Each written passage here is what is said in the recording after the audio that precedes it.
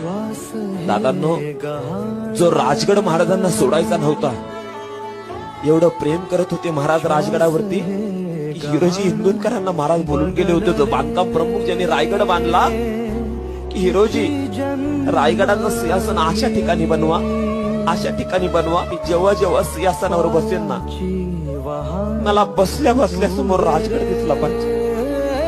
अरे लय जीव होता राजांचा राजगडावर, की राजांना हा गड सोडू शकत नव्हते, पण स्वराज्याचा विस्तार कारभार एवढा वाढला होता, इच्छा नसताना देखील राजाचा राजगड सोडावा लागला होता.